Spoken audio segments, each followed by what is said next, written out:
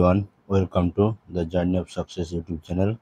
তো আজকে তোমাদের সামনে নবম শ্রেণীর রায় ও মার্টিন প্রশ্নবিচিত্রা বইয়ের ভৌত বিজ্ঞানের প্রথম যে স্কুলটি আছে সেই স্কুলের আমরা 1 মার্কের যে সমস্ত প্রশ্নগুলো আছে সেগুলো নিয়ে আমরা আলোচনা করব। তো চলো শুরু করা যাক। 1 নম্বর স্কুলে কি আছে দেখো, Alipurduar MC William high school HS। এখানে প্রথম 1-এর দাগের যে কোশ্চেনগুলো আছে দেখো কি বলেছে, গ্রুপ এ সঠিক উত্তরটি নির্বাচন করো, পূর্ণবাক্যে লেখো। তাহলে আমাদের উত্তরগুলি সঠিক উত্তর নির্বাচন করতে হবে, পূর্ণবাক্যে উত্তর লিখতে হবে। তাহলে সেক্ষেত্রে আমাদের উত্তর কীভাবে লিখতে হবে, আমরা প্রথমে প্রশ্নের যে অংশটুকু আছে সেইটুকু লিখে নেব। এরপরে আমাদের যে উত্তরটি হবে সেই উত্তরটি যে অপশানের আছে বি থাকলে বি লিখে পুরোটা যেটা আছে সেটা আমরা লিখব। তো চলো শুরু করা যাক। প্রথম প্রশ্ন কি বলেছে, 1-এর দাগের শক্তির মাত্রা সংকেত হলো option A ml (10⁻²), option B ml2 (10⁻²), option C ml2 (10⁻3), option D ml2 এক্ষেত্রে উত্তরটি হবে কি অপশান বি, অর্থাৎ ml2 (10⁻²). 1-2 কি বলছে, একটি লব্ধ একক হলো, অর্থাৎ এই যে 4টি অপশান আছে, অপশান এ আলোকবর্ষ, option B ampere, option C candela, option D joule. এর মধ্যে কোনটি লব্ধ একক? এর মধ্যে লব্ধ একক হলো অপশান ডি, অর্থাৎ জুল। 3 প্রশ্ন কি বলছে, সাধারণ স্কেলের সাহায্যে প্রদত্ত কোন দৈর্ঘ্যটি মাপা সম্ভব নয়? এই যে সমস্ত অপশানগুলো দেওয়া আছে তার মধ্যে সাধারণ স্কেলে কোনটি মাপা সম্ভব নয়? তো option A 2.5, option B 3.7, option C 5.12, option D 12.5। তাহলে এর মধ্যে আমরা সাধারণ যদি স্কেল দেখি, আমরা কি দেখি, দশমিকের পর এক ঘর, অর্থাৎ 2.5 সম্ভব, 3.7 সম্ভব, 12.5 সম্ভব, কিন্তু এই 5.12 এটা সম্ভব নয়। তাহলে অপশান সি। 4 প্রশ্ন কি বলছে, 1 কেজি ভরের কোনো বস্তুকে 5 মিটার/সেকেন্ড সমবেগে চলাতে যে বলের প্রয়োজন তা হলো, অর্থাৎ যদি বস্তুটির ওজন, কোনো বস্তুর ওজন যদি একই থাকে এবং বস্তুর যদি সমবেগে থাকে তাহলে সেক্ষেত্রে তাকে বাইরে থেকে কোনো বলের প্রয়োজন হয় না। তাহলে এই ক্ষেত্রে আমাদের উত্তরটি কী হবে, যে 0 নিউটন বল প্রয়োজন। কত নিউটন বল প্রয়োজন হবে? 0 নিউটন বল প্রয়োজন হবে।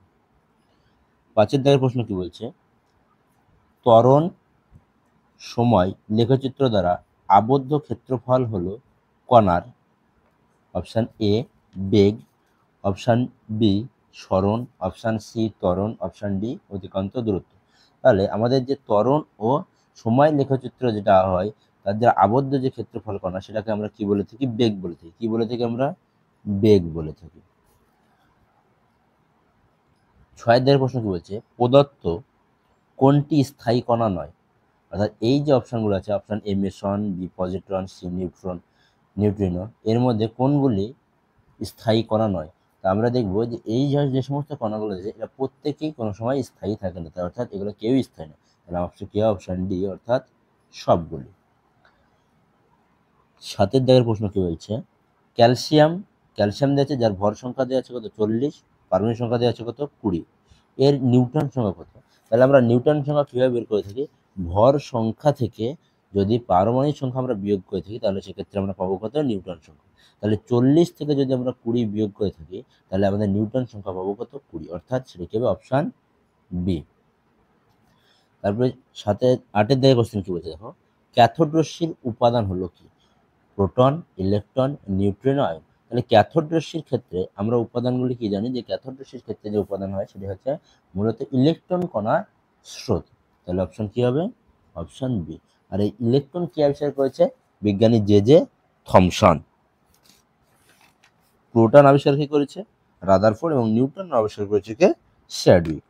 এরপরে আমরা দেখব গ্রুপ বি এর যে কোশ্চেনগুলো আছে, 1 মার্কের যে কোশ্চেনগুলো আছে, এখানে কি বলেছে দেখো, 2 নম্বরে নিচের প্রশ্নগুলি নির্দেশ অনুযায়ী অতি সংক্ষিপ্ত উত্তর দাও, বিকল্প প্রশ্নগুলি লক্ষণে। অর্থাৎ 1-এর দাগে যেমন আছে কোশ্চেন দেওয়া আছে অথবা দেওয়া আছে, তাহলে 1-এর দাগের মধ্যে যে কোনো হয় অথবাও করতে পারো কিংবা 1-এর দাগে যে কোশ্চেন আছে সেটাও করতে পারো।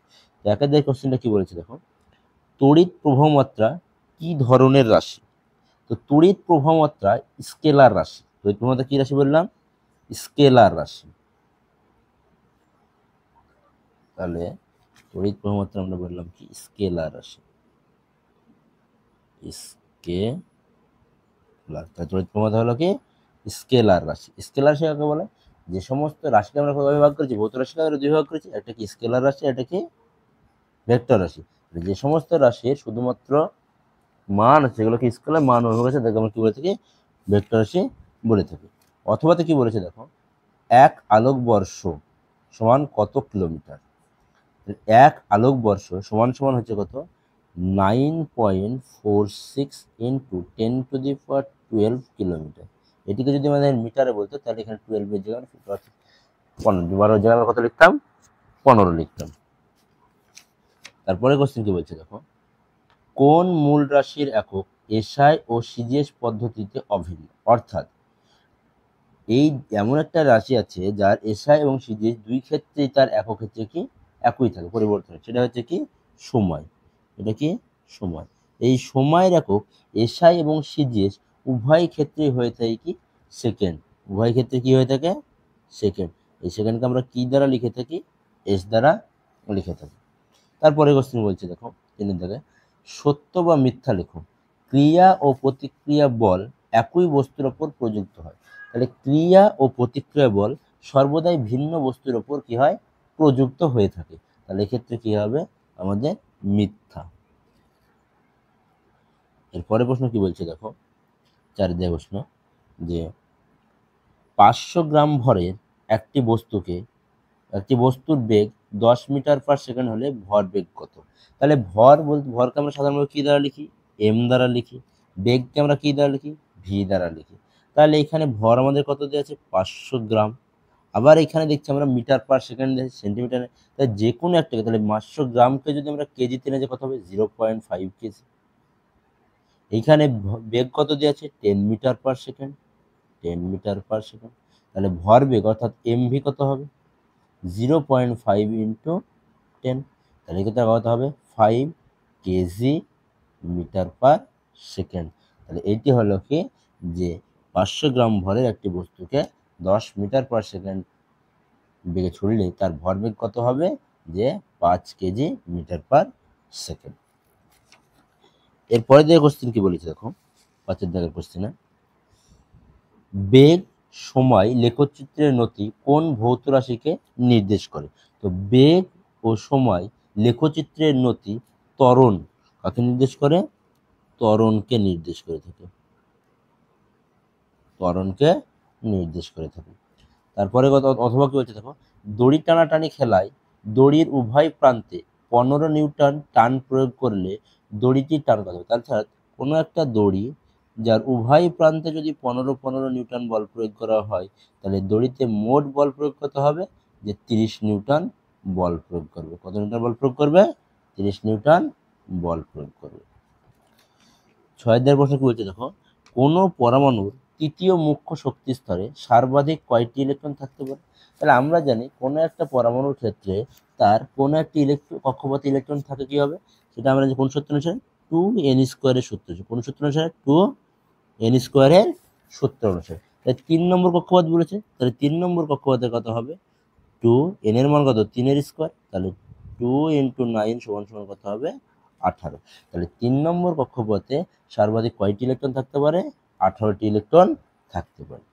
তারপরে প্রশ্ন কি বলেছে দেখো, যে ম্যাগনেসিয়াম আর সাথে দেখো, ম্যাগনেসিয়ামের পারমাণবিক সংখ্যা 12, Mg2+ আয়নে ইলেকট্রন সংখ্যার কত।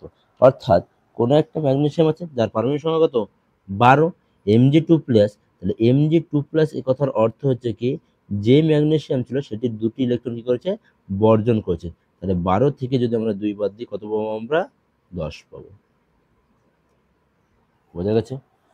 আশা করছি তোমরা প্রশ্নের উত্তরগুলো ভালো বুঝতে পেরেছো।